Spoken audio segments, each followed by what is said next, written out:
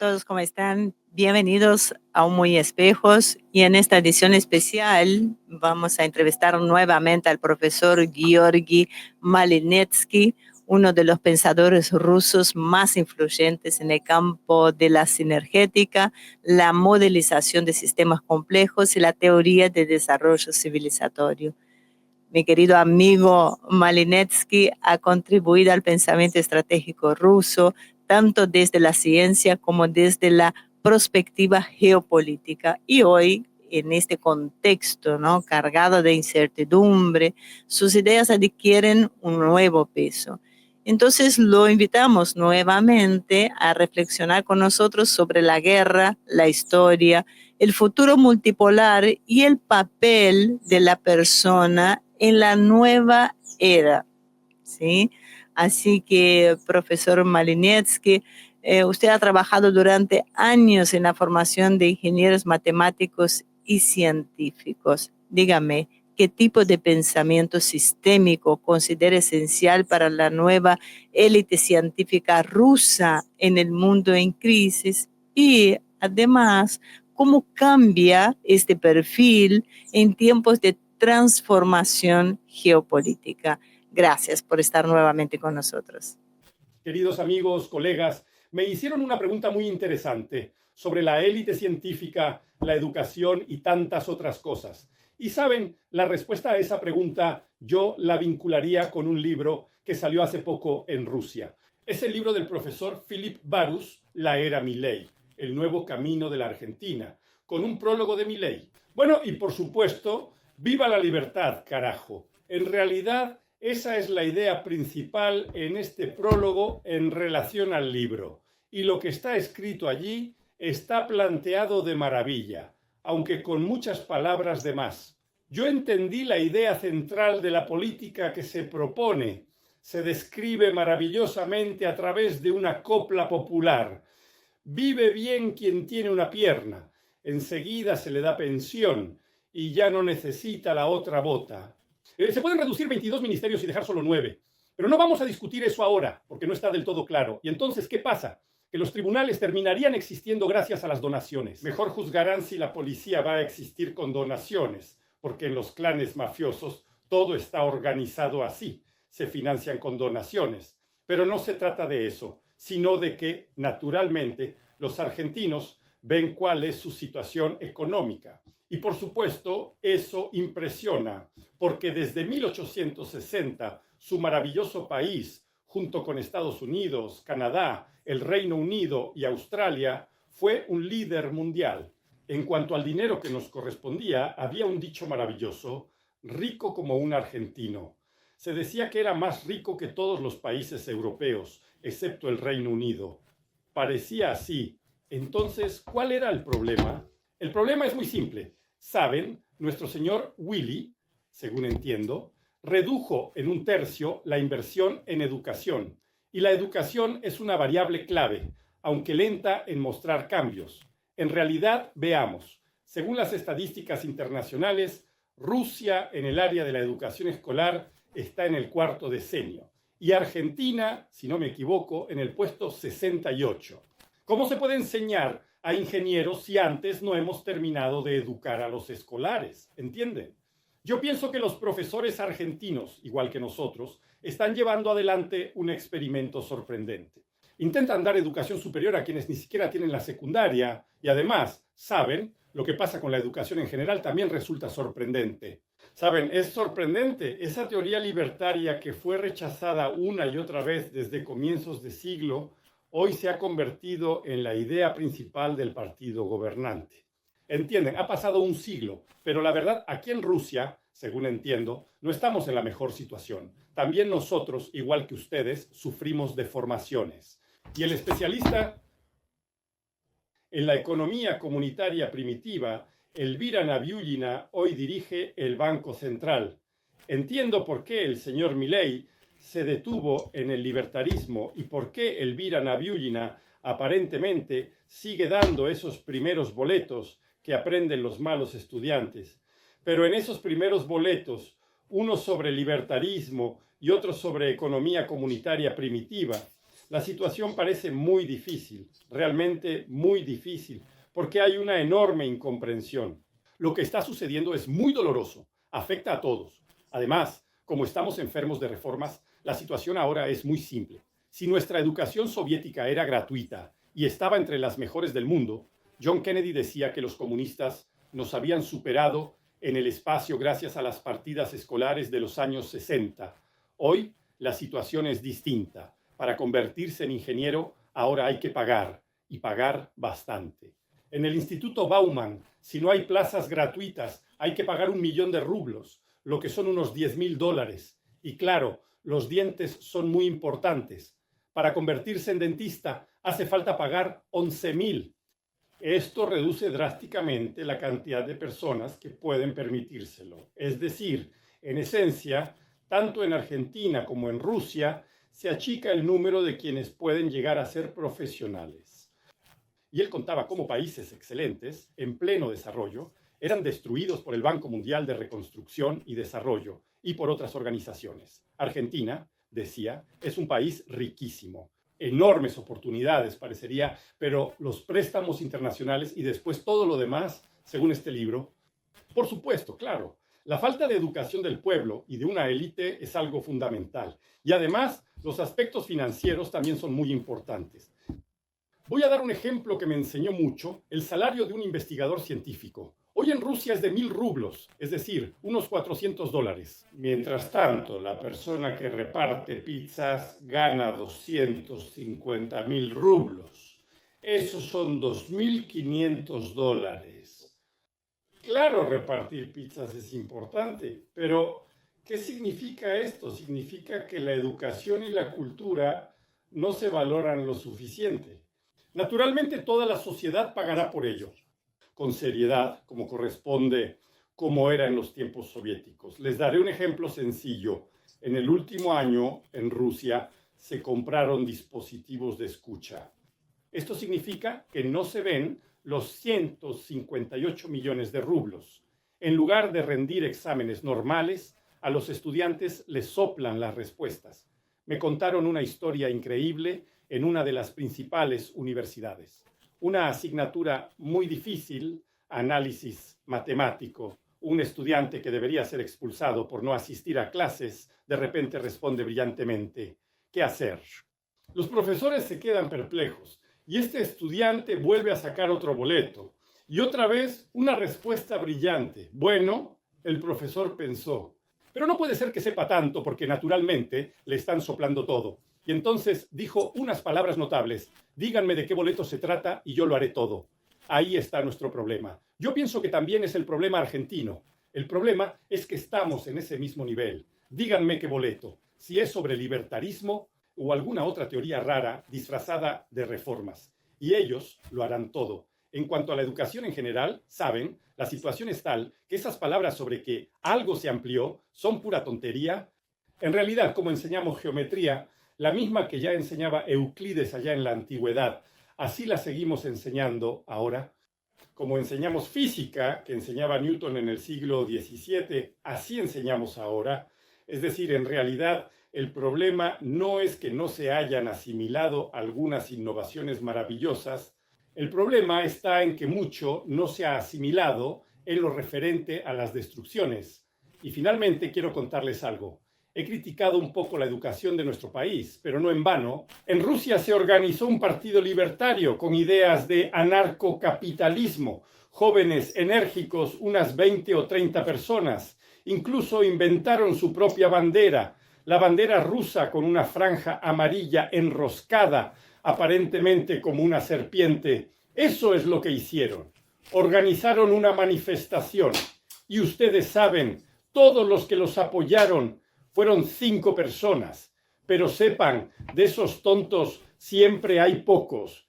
Por eso el partido, simplemente por falta de dinero, dejó de existir. Es un pecado criticar nuestra educación. Tenemos lo que tenemos y tratemos de que el futuro sea mejor que el presente. Bien, en su respuesta anterior, usted tocó una fibra cultural bastante profunda, pero bueno, vamos a otra dimensión, a la del pensamiento histórico en clave científica. Usted ha desarrollado la criología como herramienta de modelo matemático de procesos históricos. En este contexto de sanciones, guerra e inestabilidad global, ¿qué ciclos históricos, rupturas o aceleraciones identifica? ¿Puede la criología anticipar escenarios civilizatorios para Rusia? Queridos amigos, colegas, quiero comenzar pidiendo disculpas a los funcionarios públicos, diplomáticos, representantes de organizaciones internacionales que al parecer deberían ayudarnos a vivir juntos y en armonía. Desafortunadamente, la realidad está perfectamente mostrada en la primera película de Harry Potter. Voldemort al final de la película se dirige a Harry Potter. ¡Deja todo esto! ¡Solo hay poder! Vivimos en un mundo donde solo hay poder. Bueno, en serio, recordemos a los grandes comandantes: Napoleón, Suvórov, que nunca perdió una batalla, Kutuzov, finalmente. Fueron excelentes diplomáticos y Kutuzov dice lo siguiente: este servicio no es fácil, pero es mucho más sencillo que el militar. Y sus detractores lo enviaron a negociar con Turquía. Y cuando entendió que no se podía negociar porque nadie lo impedía, solo una persona lo impedía, era la madre del sultán, él hizo un esfuerzo, invirtiendo una cantidad considerable de dinero para lograr una reunión con el sultán y su esposa favorita. Les convenció de que no debían romper con Rusia, que había cosas de las que hablar. Después de esto, inmediatamente, ejecutarlo, por supuesto. Pero los diplomáticos dijeron: ya saben, no están al tanto de los asuntos. Él es claramente la zarina rusa. Tenía cuatro hijas. Bueno, así es. Pero ¿por qué negociaban bien? Porque detrás de ellos estaban las fuerzas armadas de un gran país. Y entonces realmente se necesita negociar mucho. Si no hay eso, ¿por qué no tuvimos guerras? Guerras mundiales en casi los 70, sí. Solo porque dos superpotencias, la URSS y los Estados Unidos de América, poseían armas que nadie más tenía. Y por eso una de las decisiones más sabias fue la decisión sobre la reducción de armas estratégicas.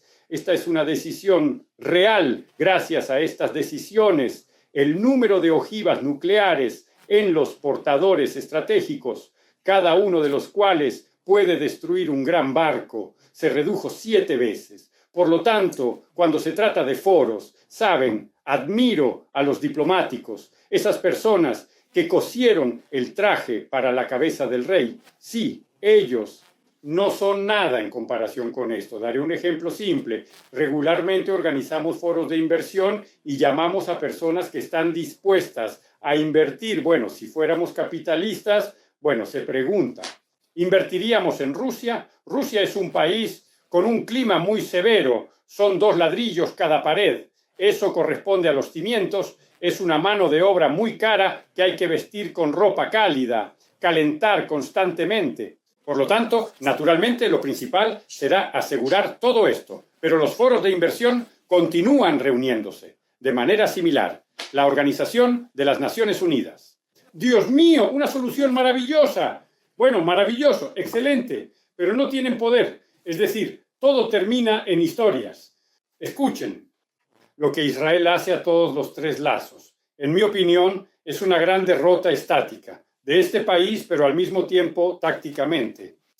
Venció a Hamas, venció a Siria, causó un gran daño a Irán, venció a Hezbollah y ahora está atacando a otros países árabes. Pero los diplomáticos se reúnen regularmente, los políticos se reúnen regularmente. Sí, muy simple. No hay poder para que las palabras se conviertan en hechos. Por lo tanto, saben, la situación es muy simple. Si realmente tenemos poder, tenemos esas estrategias que nos permiten a todos vivir bien y en armonía, entonces creo que todas las cuestiones técnicas se resuelven fácil y sin esfuerzo. Nuevamente, llamaré la atención sobre los tribunales. Llamaré la atención sobre la burocracia. Es fantástico, ¿saben? La burocracia puede crecer de manera inconmensurablemente rápida y no resolver ningún problema al mismo tiempo. Por lo tanto, ¿saben? La situación es muy simple. Entiendo que tenemos, por ejemplo, un país 20. Honestamente, Me da un poco de pena los líderes de estos países porque tienen que jugar bromas. Hoy fueron allí, mañana fueron aquí. Uno dijo esto, otro dijo aquello, este se casó, este se divorció. Bueno, ¿dónde están los hechos? Por eso saben, diría que aquí la situación es tal que la superestructura ha superado en gran medida la base, bueno, en cuanto a de tribunales y todo lo demás.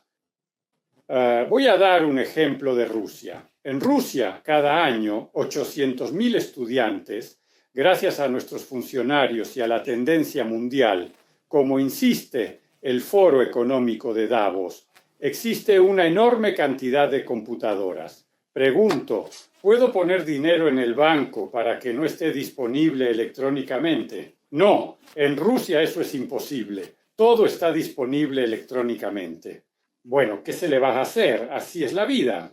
Como me contaron colegas que trabajan en este ámbito, en un año, la cantidad de delitos en el ámbito del comercio electrónico y demás es de 500.000, es decir, es comparable con todo lo demás.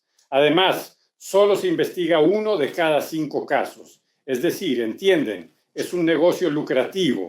Lina Sabatini en la conclusión de Capitán Blood. Ahí está, con una probabilidad del 80% quedarás impune. Es como el operador de StarTalk.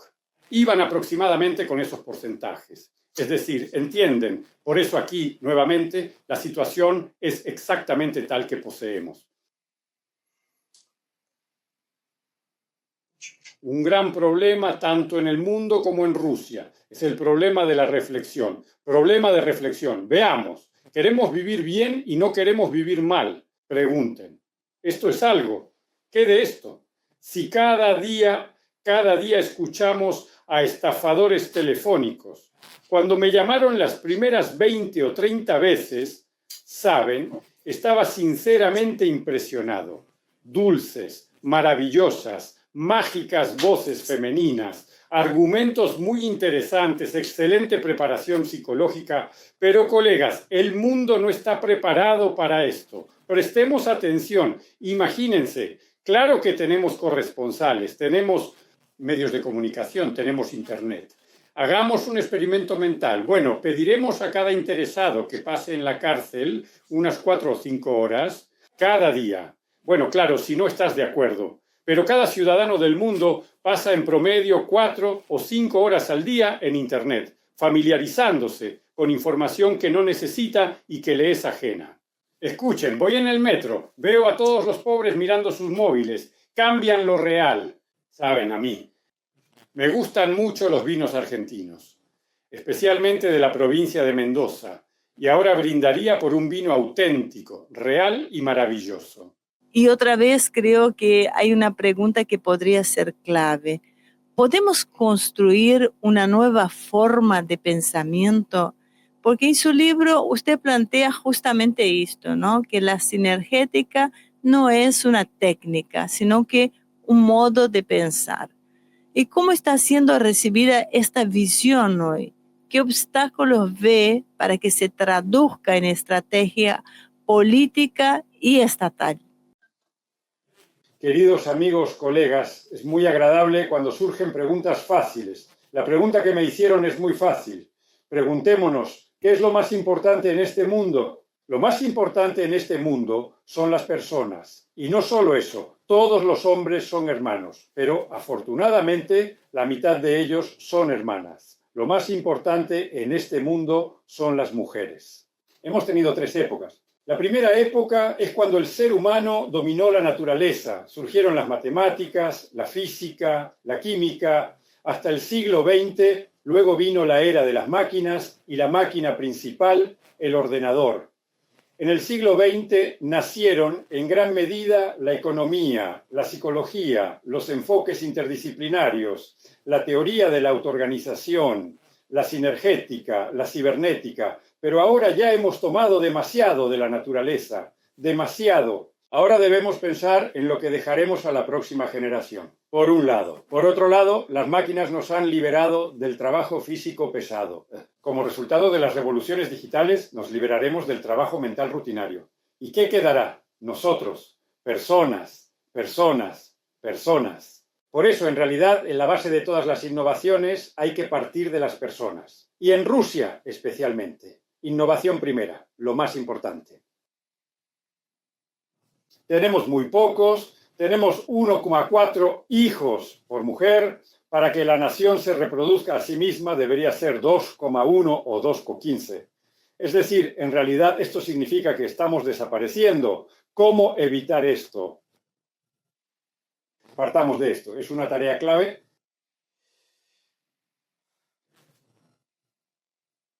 Hogar, hogar, hogar. Es decir, en realidad la vivienda debe ser fácil y accesible para que una persona pueda vivir. ¿Cuál es la situación actual? Ahora, 1 metro cuadrado de vivienda en Moscú cuesta 300.000 rublos. 300.000 rublos. Es decir, $30.000. $30.000, ¿verdad? Entonces, el salario mínimo según las leyes actuales es de 220.000 rublos. Es decir, una persona debe trabajar varios años para comprar 1 metro cuadrado. Esto no está bien. ¿Dónde vivirá la juventud? Por lo tanto, naturalmente, la primera innovación importante debe ser la vivienda a gran escala. Además, miren, si tenemos edificios de gran altura y en Moscú ahora han comenzado a construir rascacielos de 40 y 50 pisos, no hablaré de la arquitectura ni de cómo se vive en esos rascacielos. De eso no hablaré.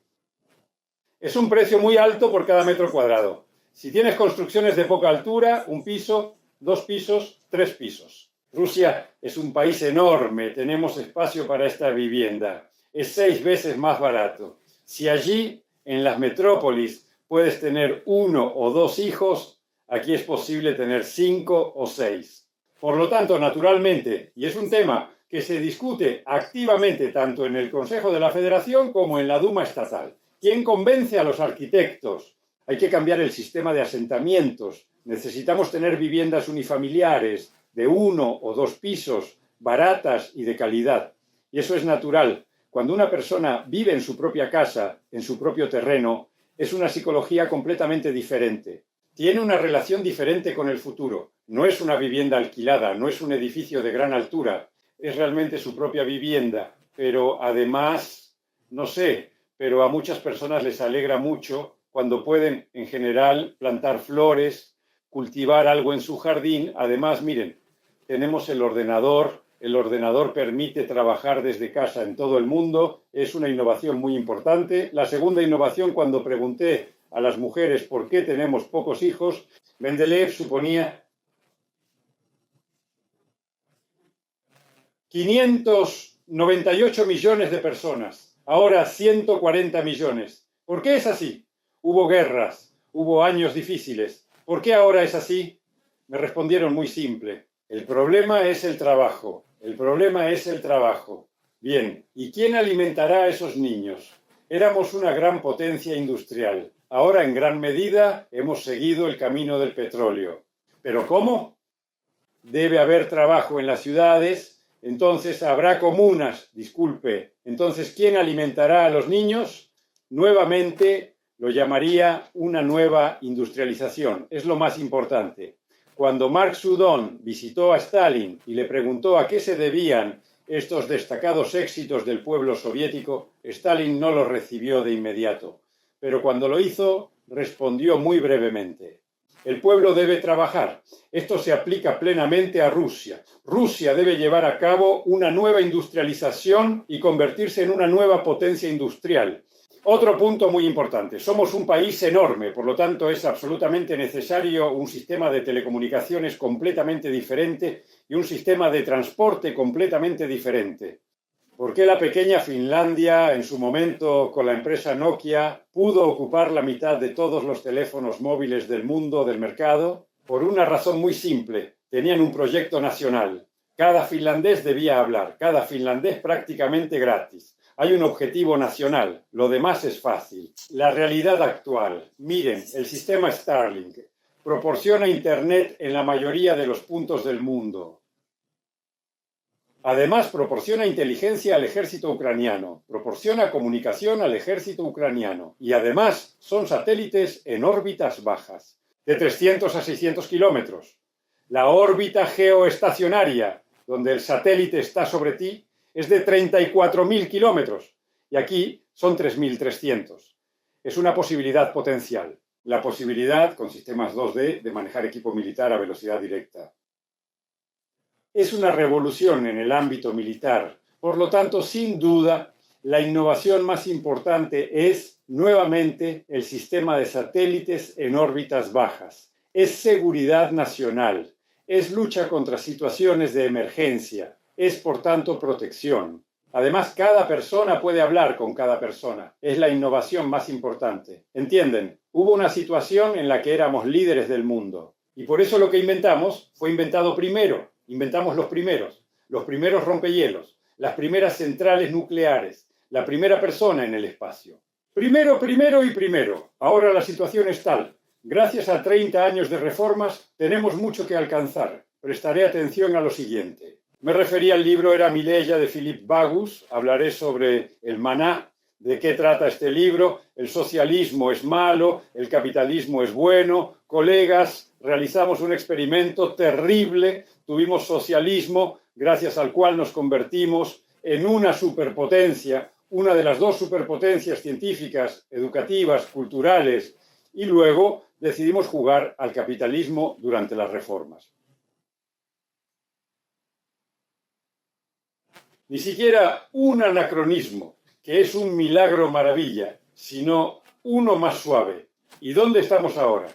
Bueno, durante 30 años el país se ha detenido, al menos en el ámbito tecnológico. Nosotros, la Unión Soviética producía aviones, más de 500 aviones. Ahora tenemos que recuperar nuestras posiciones. En la aviación mucho, pero eso no es lo importante.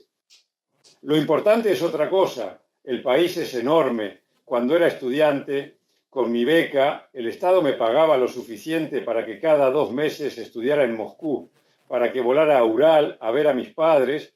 Cuando llegaba, el aeropuerto estaba lleno. Teníamos muchos aviones que estaban en líneas locales, muchos. ¿Qué pasó después? Bueno, nuevamente, confesión de un asesinato económico. Pero uno de los resultados fue el siguiente. Hagamos que cada aeropuerto pueda recibir aviones de clase internacional. Y si no puede, entonces no es un aeropuerto. Esto se hizo como resultado. Ahora no tenemos en esencia líneas aéreas locales. En mi opinión, grandes problemas con la creación de aviones pequeños. Se destruyó el 90% de los aeropuertos. Para que quede claro, diré lo siguiente. En Rusia hay 300 aeródromos y en América 19.000. Por lo tanto, hay mucho que alcanzar. Por eso diría que si nuestra innovación fue tal que las mujeres se multiplican. Su diagnóstico sobre la evolución civilizatoria nos lleva inevitablemente al plano geopolítico. Usted presentó años atrás un informe estratégico sobre la operación especial militar en Ucrania. Y a la luz de lo que está ocurriendo hoy, como una guerra prolongada con ataques directos, intervención extranjera y una lógica de poder que desafía toda racionalidad.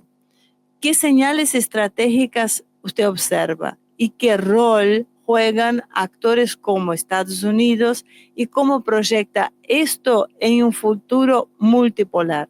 Queridos colegas, amigos, en mi opinión, el futuro multipolar depende de una sola cosa. Es como darle fósforos a los niños. Y hasta ahora los esfuerzos se han centrado en eso, en dar fósforos a los niños.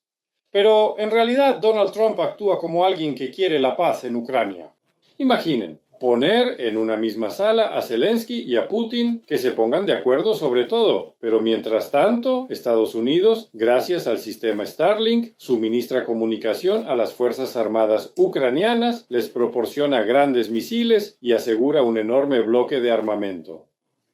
Además, no quieren que Europa compre estas armas y se las entregue a Ucrania. Bueno, entiendan, la mano izquierda quiere guerra y la derecha paz, ¿entienden? No hay que dar fósforos, porque ahora tenemos tales armas en el mundo que permiten usarlas varias veces, deshacerse de toda nuestra civilización. Los fósforos en sí no dan miedo, pero la casa puede incendiarse. Así es la situación ahora.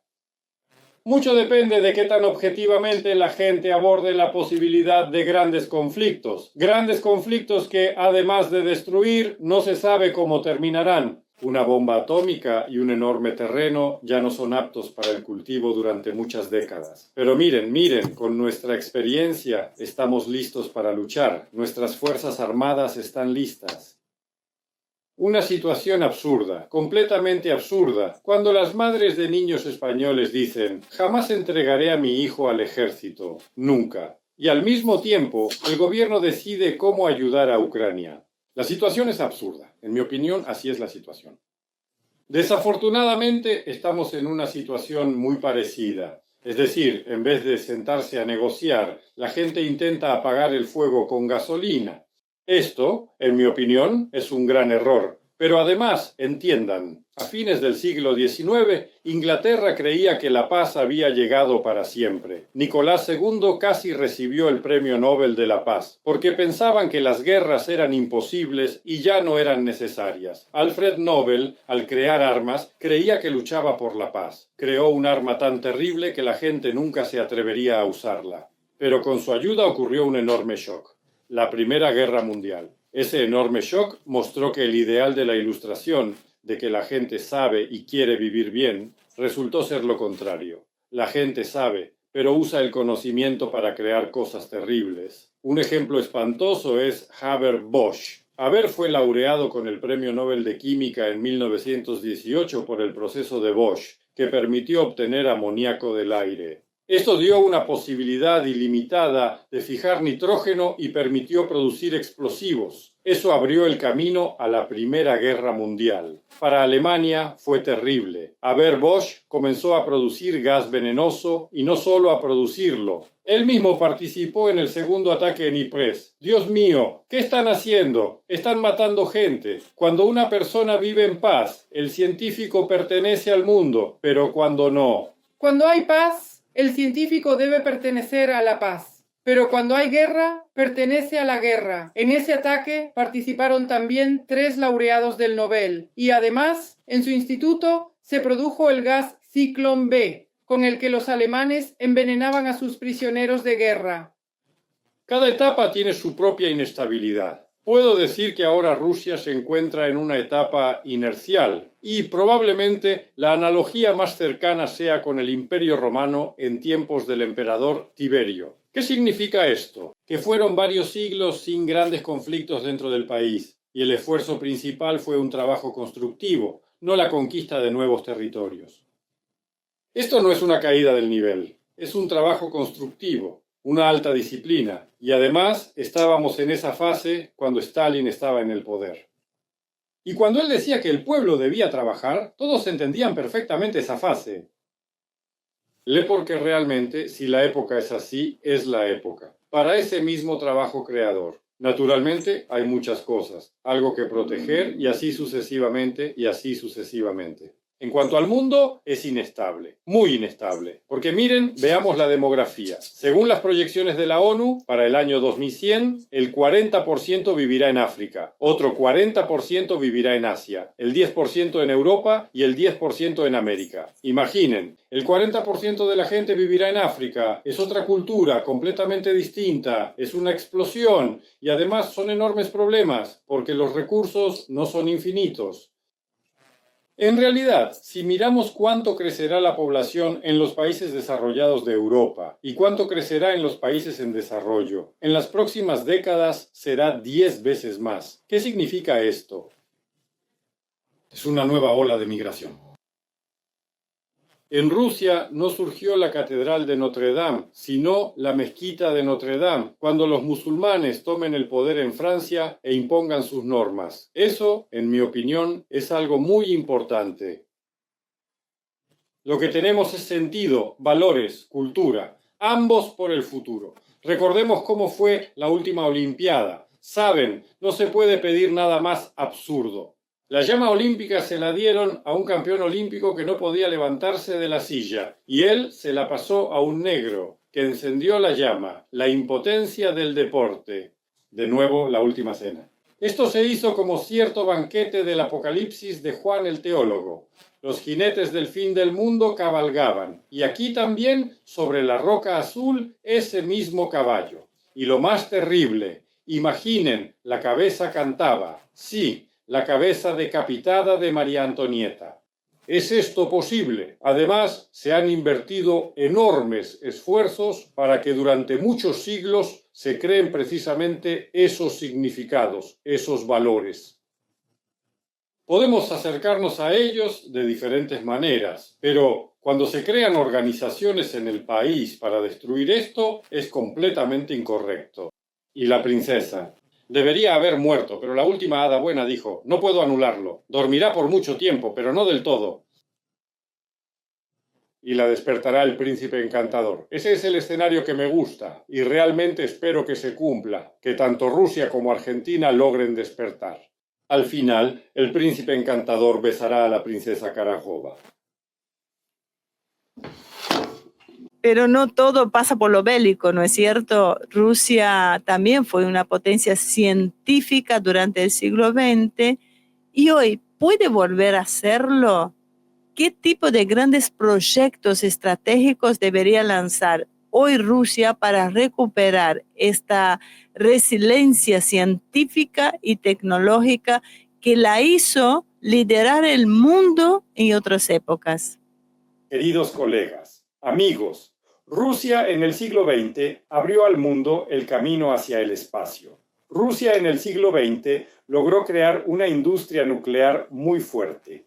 Rompehielos nucleares, centrales nucleares, medios para detectar enfermedades complejas y mucho, mucho más.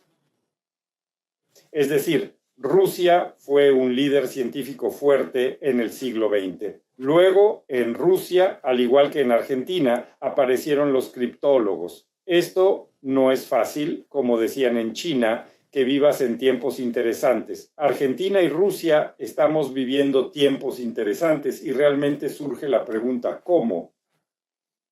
¿Podemos volver a ser líderes científicos del mundo? La respuesta es muy simple. En los años 60, un destacado físico, Lev Andreevich Artemovich, hizo una observación sorprendente. La ciencia es la mejor manera de satisfacer la curiosidad personal con fondos del Estado. Esto gustó mucho a todos. En respuesta a esto, el destacado matemático, mecánico, participante activo en el proyecto nuclear y espacial, presidente de la Academia de Ciencias de la Unión Soviética, académico Mstislav Sergeyevich dijo lo siguiente: si la ciencia no es un pasatiempo para profesores aburridos, sino un asunto serio del Estado, entonces debemos destacar una o dos prioridades que serán apoyadas por el liderazgo del país y el pueblo y permitirán llevar a la sociedad a otro nivel mucho más alto. En esos tiempos, en nombre del cuerpo y el alma, estos eran los proyectos nucleares y espaciales. Toda la atención se centró en ellos. Tenía razón, porque la base de la soberanía de la nueva Rusia, la misma Rusia que existe ahora, es realmente la posesión de armas nucleares y espaciales. Tenía razón. Él creía que el futuro soviético crearía nuevas tecnologías que luego se expandirían a diferentes áreas de la industria, permitiendo vivir mejor y mejor. ¿Qué pasa ahora? ¿Por qué dos proyectos? ¿Por qué tales prioridades? Muy simple. No se trata de dinero, se trata de lo siguiente. Es muy difícil reunir un equipo de varias personas que puedan liderar un proyecto muy grande y prometedor. Pero, de hecho, el proyecto nuclear de la URSS consistió en 10 a 12 personas que lideraron las principales direcciones. El proyecto espacial, el Consejo de los Principales Diseñadores, consistió en 6 personas.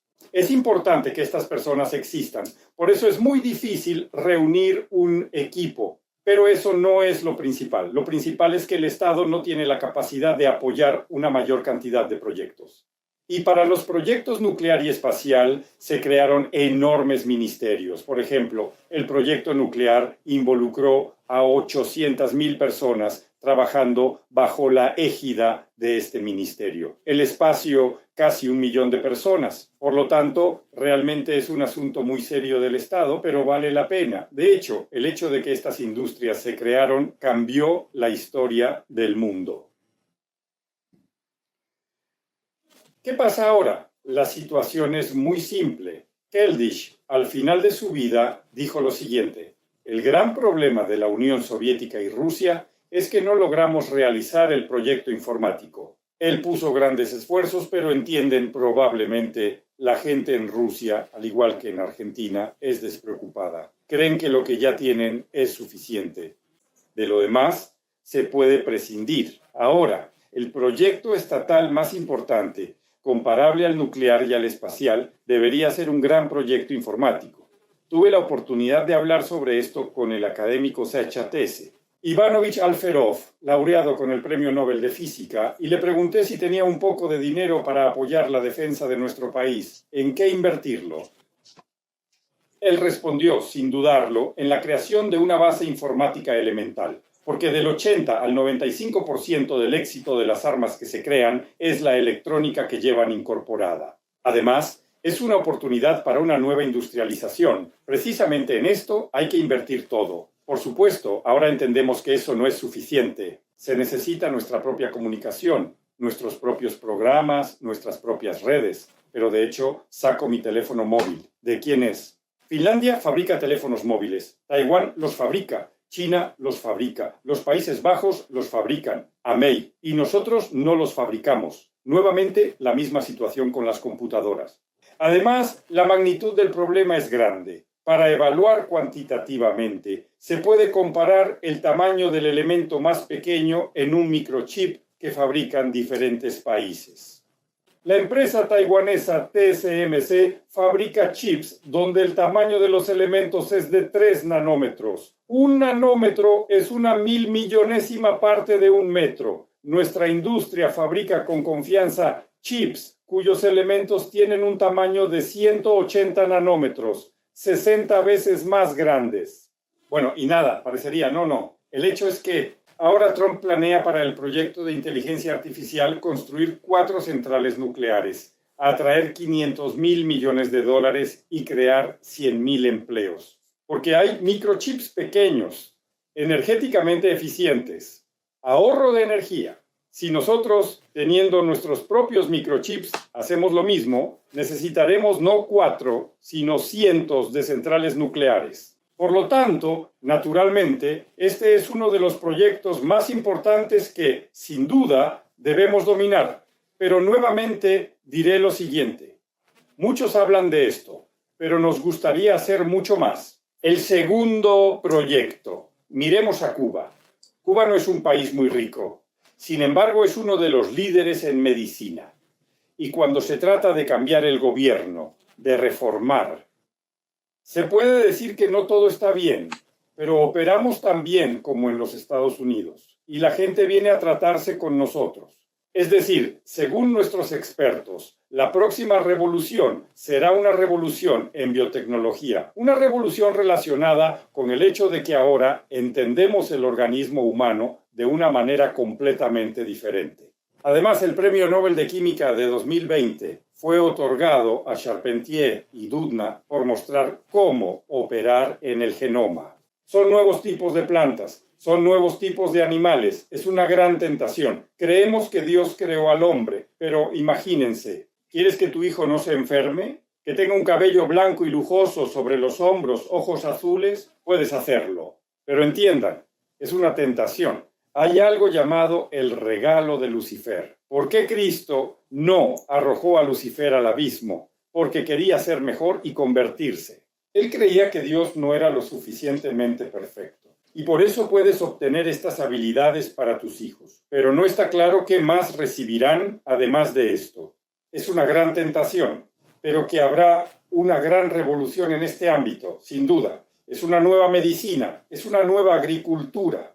Son nuevos usos, es un nuevo mundo, ¿entienden? De hecho, el siglo XXI es el siglo del hombre. Y en cuanto a la tecnología médica, sin duda. Además, en Corea del Sur hay un programa que se centra en que los niños que viven ahora, un porcentaje significativo, más del 10 al 20, vivan más de 100 a 120 años. Es un episodio completamente nuevo. Por lo tanto, sin duda, este es el segundo proyecto más grande que deberíamos abordar para ser líderes. Pero también el tercer proyecto, por supuesto, Rusia es un país enorme y despoblado. Miremos el mapa. Tenemos un mapa. Tenemos la ruta del Mar del Norte. Grandes zonas en Siberia Occidental, en Siberia Oriental, están, de hecho, despobladas. No hay buenas vías de transporte hacia allí y por eso la tentación. Aprendamos a utilizar el territorio que tenemos. El gran viajero ruso Nikolai Miklukho-Maklay llegó a Indonesia. Luego fue al zar y dijo: hagamos una colonia de Indonesia. ¿Vamos? El zar respondió: no somos una potencia colonial. Ese no es nuestro camino. Potencias coloniales son Inglaterra, Alemania, Francia. No somos una potencia colonial. Debemos aprender. Es complicado, es un ámbito de alta tecnología, pero es necesario. Un simple ejemplo, sobre alta tecnología. Los aviones no vuelan con gas, pero nuestros diseñadores crearon un aparato, el equipo, que puede volar con gas. Llegaron las reformas y este aparato aún no existe. Otro ejemplo, grandes áreas polares, heladas muy fuertes. Nuestros arquitectos propusieron construir enormes cúpulas y bajo estas cúpulas la temperatura es de 10 a 15 grados más alta. Es decir, en realidad es un desafío. Es un desafío para nuestro país, es un desafío para nuestro pueblo. Más allá de las estructuras formales, también está la dimensión simbólica. ¿Cómo construye Rusia su identidad histórica y civilizatoria hoy? ¿Qué relato se proyecta hacia el futuro y qué papel juegan en la historia los mitos y las leyendas en la comprensión colectiva del tiempo en que vivimos?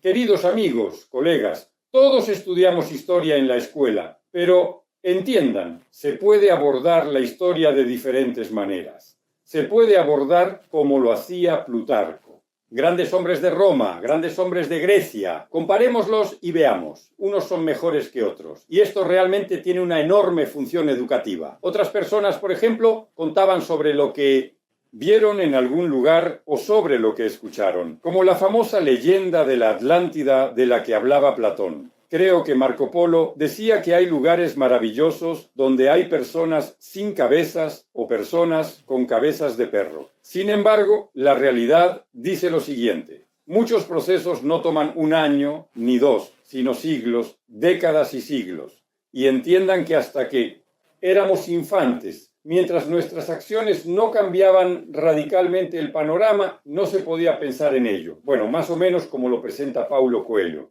No importa qué y cómo, lo importante es que había parábolas. Nuestro amado realismo mágico latinoamericano. ¿Y dónde está el no mágico? ¿Y hacia dónde llevar a los pueblos, países, civilización? Pero hay otro enfoque. Fernand Braudel, destacado historiador francés, representante de la Escuela de los Anales, dijo lo siguiente: vamos a contar, vamos a ver. ¿Por qué, digamos, algunas civilizaciones vivieron así? ¿Por qué se perdieron las guerras? ¿Por qué, por ejemplo, tuvimos una etapa en la que había una gran ruta de la seda desde China a Europa? 3 completamente diferentes, menos el primer siglo. El primer siglo antes de nuestra era, el primer siglo. 6º, 8º y luego el 12º, 14º. ¿Y por qué así? Y aquí sucede lo siguiente. Si preguntamos a los humanistas, ¿qué nos dicen? Por supuesto, las mujeres tienen la culpa de todo. Las mujeres necesitaban seda. Me pregunto, ¿por qué necesitaban seda? Los estudiantes recuerdan, la seda es el único material. Los piojos, las pulgas, se deslizaban sobre ella. Por eso en la antigua Roma las amantes, esposas, hijas, madres, todas necesitaban seda. Pero todo esto lo decidió el emperador de esta manera. Este lo decidió de esa manera. Este lo decidió de otra manera. Una gran cantidad de factores no relacionados. Y en los años 90, su servidor, el director del Instituto de Matemáticas Aplicadas, Sergei Pavlovich Krugemuk, y el destacado divulgador de Rusia, Sergei Petrovich Kapitsa, propusieron construir una dirección llamada Historia Matemática. En cuanto a Sergei Petrovich Kapitsa, dirigía el departamento en el Instituto de Física y Tecnología de Moscú y cada semana contaba en televisión en el programa Lo Obvio y lo Increíble. Este programa fue visto durante, creo, unos 10 o 15 años por aproximadamente 5,5 millones de personas. Bueno, quiero desear que el programa que dirige Ivona sea tan popular como el programa que dirigía Sergei Petrovich Kapitsa, y que también hablemos de millones, mientras estamos en el espacio latinoamericano. Así que hay una idea de que, a diferencia de Fernand Braudel, podemos contar, no solo podemos caracterizar algo, y Fernand Braudel mostró. Las guerras no se perdieron porque tuviéramos malos comienzos, porque no hubiera suficiente dinero. Las guerras no comenzaron porque tuviéramos unos salvajes. No, tenemos cambios climáticos. No podían vivir en la región donde no vivían antes. ¿Por qué entonces los griegos? ¿Por qué los griegos comenzaron a colonizar? Porque eran demasiados. Y por lo tanto, Grecia es un país rocoso. No hay suficientes olivos para todos. El 98% de Grecia no está adaptado para cultivar algo más. Por lo tanto, hay que conquistar a los vecinos, como hacía Esparta, o trasladar a la gente. En particular, había colonias griegas en Crimea rusa, pero no en otros lugares. Pero ahora podemos, teniendo datos sobre demografía, es decir, entendiendo cuántas personas vivían en cada lugar, entendiendo qué clima había en diferentes lugares, podemos escribir ecuaciones y calcular qué y cómo sucedió. Por ahora en situaciones simples, pero las respuestas son interesantes. Y en particular podemos decir por qué hubo 3 veces la gran ruta de la seda. Resultó que no hay que mirar a los favoritos, no hay que mirar a las esposas o a los emperadores feroces, basta con mirar. Nuevamente el mismo clima, la misma demografía, las mismas rutas de transporte. Es decir, en realidad resultó que podemos calcular mucho y entender a un nivel completamente diferente. Lo llamamos historia matemática. Bueno, nuevamente nuestros colegas lo llaman cliometría, cliodinámica. Me gusta la palabra historia matemática. ¿Qué ofrece? Ofrece algo muy simple. Hay un dicho, la historia no tiene modo subjuntivo, pero la física sí. Podemos lanzar una pelota en un ángulo, en otro, y sabemos cómo volará y cuánto caerá. ¿Por qué? Tenemos ecuaciones. Por lo tanto, en realidad, si sabemos escribir ecuaciones para procesos históricos, para la población, para nuevamente las élites, para la producción per cápita y mucho más, en general, también conoceremos las variantes de desarrollo. ¿Por qué es importante? Porque ahora nuestros políticos, lamentablemente, se ven obligados a elegir entre una mala y una muy mala opción de desarrollo para sus países y la humanidad en el siglo XXI.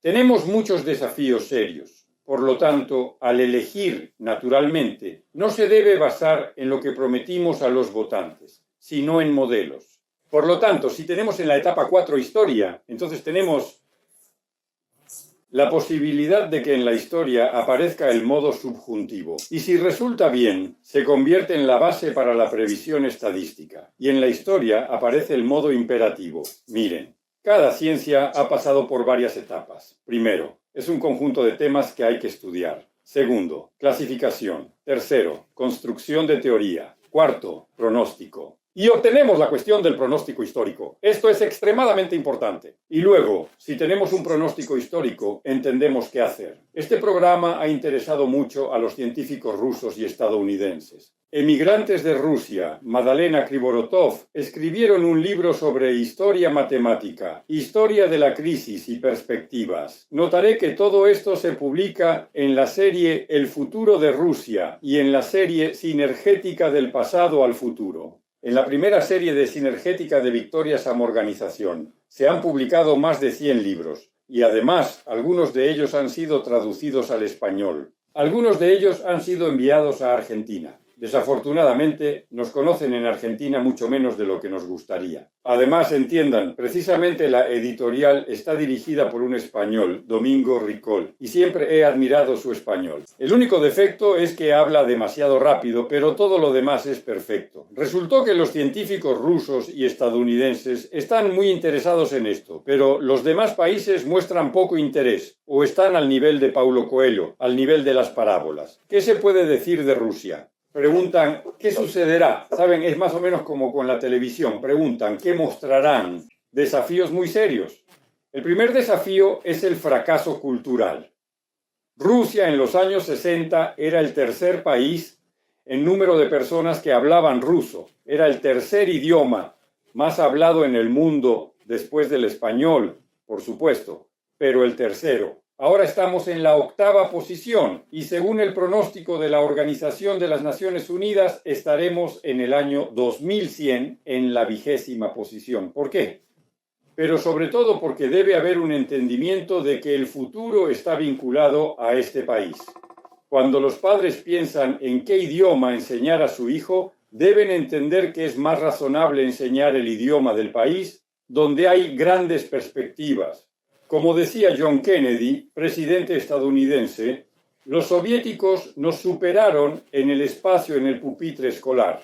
La educación soviética era una de las mejores del mundo. Es decir, en general, este es un desafío muy serio. La historia del siglo XX fue en gran medida creada por la Unión Soviética. Y si vemos este desafío, entendemos qué botones presionar. Entonces, en consecuencia, podemos salir de este fracaso cultural. La segunda cosa, no menos importante y no menos significativa ahora, es que para que un país se reproduzca, cada mujer debe tener en promedio 2,1 hijos. En Rusia ahora hay 1,4 hijos por mujer, es decir, el país está desapareciendo. Según el pronóstico de la Organización de las Naciones Unidas, para el año 2100 seremos no 145 millones como ahora, sino 112 millones. Por lo tanto, naturalmente, este es el segundo botón que hay que presionar. Debemos ser muchos más. El gran químico ruso Dmitri Ivanovich Mendeleev en 1905 hizo un pronóstico sobre cuál sería la población de diferentes países. Este pronóstico se cumplió casi para todos los países. Para Alemania, para América. En Rusia, él creía que para el año 2000 deberíamos ser 598 millones de personas. Y somos menos. Por lo tanto, este es el segundo botón muy importante. Y el tercer botón importante, porque lamentablemente ahora Occidente ha decidido jugar a la cultura de la cancelación. La cancelación de la cultura rusa, la cancelación del idioma ruso, la cancelación de nuestra civilización. Y por lo tanto, el siguiente botón, donde también se puede calcular y mostrar qué opciones hay, está relacionado con salir de este desafío. Diré lo siguiente, saben, queremos vivir en paz, nos interesa el diálogo de civilizaciones, pero entiendan que es muy importante que la cortesía y la buena relación no se perciban como una rareza. Lamentablemente, ahora nos llega la democracia. Bueno, y si todo va bien, entonces, creo, se podrá pensar menos en la historia matemática, que es un área muy interesante, pero limitarse a la literatura lujosa, Cartosán, Paulo Coelho, Borges y, por supuesto, visitar más a menudo. Para terminar, y agradeciéndole una vez más por acompañarnos, una reflexión que conecta lo político con lo social y lo cotidiano, ¿no? Esta es mi área en realidad. ¿Pueden las mujeres liderar estructuras complejas? En la era del feminismo, creo que ha llevado a que eso se pusiera en duda realmente. ¿Qué tipo de organización social permite que emerja el liderazgo en un mundo descentralizado y sin autoridad central fuerte? ¿Y cuál es el rol de la autoorganización como forma emergente del orden? Queridos colegas, amigos, y en honor a las mujeres, en su momento el presidente de Noruega y la persona gracias a la cual el mundo comenzó a hablar sobre el desarrollo sostenible, Gro Harlem Brundtland, le preguntaron si no le resultaba difícil gobernar Noruega y ella dijo, esta maravillosa mujer que, según recuerdo, tenía 3 hijos y el líder de la oposición era su esposo. Evidentemente los unía algo más que inclinaciones políticas. Le preguntaron, ¿no le resulta difícil cocinar, mantener su pequeño huerto, dirigir una prisión de cría cuando llegue a Noruega? Ella dijo, saben, dice, es mucho más difícil dirigir una familia, mucho más difícil que un gran país. Y de verdad, nuestras capacidades para dirigir son muy limitadas. Los psicólogos dicen que podemos percibir no más de 5 parámetros que cambian lentamente. Si cambian rápidamente, solo 2. Podemos trabajar activamente y de manera creativa con no más de 5 o 7 personas.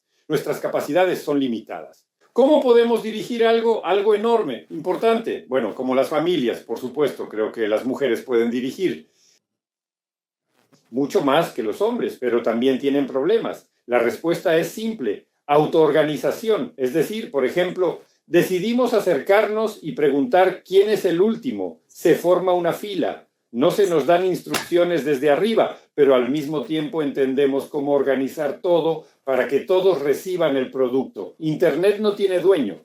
Es el resultado de la autoorganización, es decir, tomamos acciones sin instrucciones desde arriba que nos permiten vivir mejor. Pregunten, ¿por qué nos convertimos en depredadores? Depredadores globales en el planeta. ¿Por qué? Muy simple. Somos la única especie que puede atraer a un número ilimitado de desconocidos para resolver sus problemas.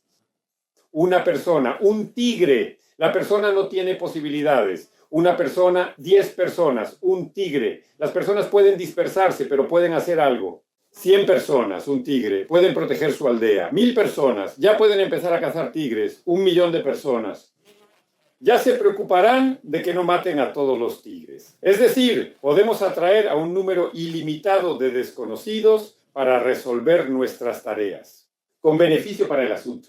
Eso es autoorganización. Además, en esencia, todas nuestras cosas, a saber, el lenguaje, los rituales, la religión, la cultura, la escritura, la imprenta, la radio, la televisión, el teléfono, internet, las redes sociales, no son más que herramientas que facilitan la autoorganización. Por lo tanto, en realidad, por supuesto, pueden dar instrucciones, pero entienden, probablemente conocen la llamada huelga italiana, dan instrucciones y todos trabajan tan lentamente que no pasa nada. Por lo tanto, las instrucciones naturalmente se dan solo cuando las personas están listas para cumplirlas. Es decir, la organización y la autoorganización deben estar estrechamente relacionadas.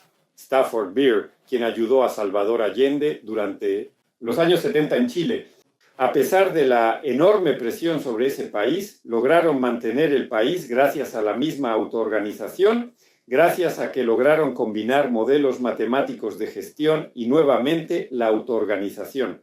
Recordemos a Roosevelt, realizó enormes reformas en los Estados Unidos porque cada pocas semanas salía y contaba por radio a los padres de familia lo que esperaba de ellos para que lo ayudaran. No los órganos administrativos, sino ellos. Saben, cuando leía a Roosevelt me parecía, Dios mío, qué hombre tan sabio. Sobre cada mensaje trabajaban alrededor de 40 personas y por lo tanto muchas repeticiones. Bueno, realmente funcionó. Gracias a esto logró salir de la Gran Depresión. Ahora, en cuanto a nuestra situación, saben, nuestro mayor problema ocurre lo siguiente. La autoorganización es algo muy importante y es realmente un nuevo estilo de pensamiento que cambia mucho en la ciencia, en la filosofía, en la vida, en la propia vida, ¿entiende? Cambia mucho. Se pregunta, ¿cuál es nuestro problema? Creo que Argentina tiene el mismo problema. Cada uno por sí mismo. Y Dios es solo un Dios para todos, cada uno por sí mismo. No surge la autoorganización. En realidad muchas cosas deben resolverse juntos. En su momento surgió la pregunta, ¿y si tomamos y distribuimos nuestra empresa entre diferentes oligarcas? Se pregunta, ¿saldrá bien o no? Cada uno por sí mismo salió muy mal. Se destruyó la autoorganización. Nuevamente, la Unión Soviética era un país con educación gratuita y de muy alta calidad. Ahora, la universidad, la Escuela Superior de Economía, 800.000 rublos al año. 800.000 rublos. La Unión Soviética daba vivienda gratuita. Ahora, cada metro cuadrado de vivienda en Moscú cuesta más de 300.000 rublos. ¿Entienden? Si consideramos que la pensión es de alrededor de 30.000, entonces en todo un año una persona puede ahorrar dinero para un metro cuadrado. Esto recuerda al cuento del escritor italiano Gianni Rodari sobre Cebolleta, cuando el conde Calabaza ahorraba dinero toda su vida y cada año compraba un ladrillo. Y al final construyó una casita que parecía una perrera. Además, ¿por qué es fundamental la autoorganización? En su momento, precisamente para Rusia, somos un país con un clima muy frío. Si en China, para construir una fábrica textil, basta con clavar postes y colgar cortinas y hacer un techo, aquí para construir una fábrica se necesita un cimiento, se necesita una pared de 1,5 ladrillos. De 2 ladrillos se necesita un cimiento de 1,5 metros en el suelo. Hace frío aquí. Eso significa que nuestra mano de obra es muy cara. Hay que alimentarla y vestirla abrigada. Eso significa que nuestra construcción es muy cara. ¿Y qué significa eso? En Rusia se celebran regularmente foros de inversión, foros económicos, pero no hay grandes inversiones en Rusia. ¿Y por qué?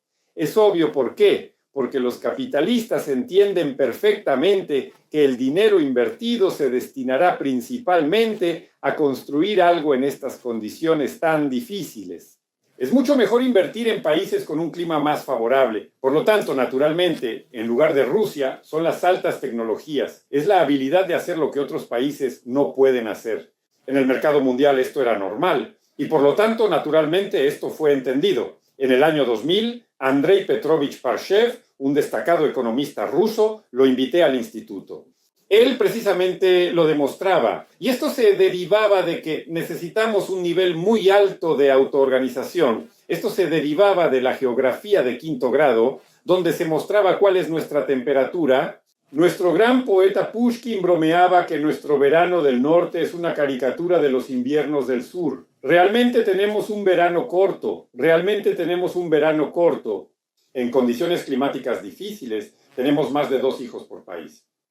Esto significa lo siguiente, que debemos planificar cómo administrar mejor este producto. Primero, segundo, apoyarnos mutuamente en condiciones extremas. Y Andrei Petrovich Parshin escribió un libro sobre por qué Rusia no es América. En esencia, prácticamente todo el territorio de América está en la zona en la que se encuentran los balnearios rusos. ¿Por qué Rusia no es América? Porque es un clima completamente diferente. Es una lógica completamente diferente, es una historia completamente diferente y por lo tanto, naturalmente, un nivel de autoorganización completamente diferente, se pregunta. ¿La gente está preparada para esto o no? En el año 2000, en la discusión de este libro, envié a todos los liberales a los que podía alcanzar. La respuesta me sorprendió. Dicen, ya lo sabíamos, chicos, ¿cómo llevaron a cabo las reformas? ¿Cómo llevaron a cabo las reformas que no se orientan a que todos estén bien, sino a que, como en los países con economías de recursos, la lógica era hacer dinero aquí y gastarlo en el extranjero? Recordemos a la riquísima Argentina. ¿Cómo se volvió pobre? Muy simple, colegas, muy simple. El dinero que se extrajo de Argentina se gastó en Francia, ¿verdad? Por lo tanto, en realidad, esto es realmente algo muy importante. La autoorganización es algo absolutamente fundamental para Rusia. En mi opinión, la comprensión de esto está surgiendo. Y, bueno, tal vez una pregunta simple. Abordemos la ciencia. Trabajó con nosotros un destacado matemático y físico, Yakov Vladimirovich Seldovich. Y cuando le preguntaron, ¿es buena la Academia de Ciencias Soviética? Muy buena, en ella casi el 10% son científicos y los demás son directores. Pasó el tiempo, en 2014 se aprueba una reforma. Tomemos la academia, privémosla de los institutos científicos y convirtámosla en un club. Y además, digamos que en la ciencia, la academia no es una organización científica y se le prohíbe realizar investigaciones. ¿Entienden? Academia de Ciencias sin ciencia. Esta propuesta fue sometida a votación entre los miembros de la academia. Son 1.500 personas, miembros exponentes de la academia. Y siempre pregunto, ¿quién votó en contra de esta maravillosa decisión? 10 personas. Es decir, no el 10%, sino el 1%. Y pregunto a mis colegas, ¿entienden que esta decisión, nuevamente, cada uno por sí mismo? ¿Y qué pasa con la ciencia de nuestro gran país? A lo que algunos de mis colegas me respondieron, bueno, si no hubiéramos votado, tal vez nos habrían despedido y no nos habrían pagado la beca. Hay un mal dicho ruso, cada uno por sí mismo, un Dios para todos. Mi casa está al borde, no conozco a nadie. La realidad demuestra que esto no funciona en Rusia. Pero espero que el caracol avance cuando se olvide, cuando esta comprensión aparezca en nuestra patria. Muy bien, hasta acá llegamos con el programa de hoy. Quisiéramos agradecer profundamente al profesor Georgi Malinetsky por su tiempo, pero sobre todo por su claridad. La verdad es que es un genio que nos tiene realmente fascinado con sus respuestas y con su pensamiento, ¿no? Principalmente en un momento donde reina la confusión y el relato se impone sobre el análisis. Escuchar una visión científica, estructurada y al mismo tiempo humana, yo creo que es una verdadera herramienta de resistencia. Así que nos despedimos con una certeza casi absoluta, ¿no? Un pensamiento sin memoria histórica, sin profundidad, no hay futuro. Así que esto fue Humo y Espejos. Muchísimas gracias por acompañarnos y nos estamos viendo en la próxima entrega. Cuídense mucho porque se los quiere por acá.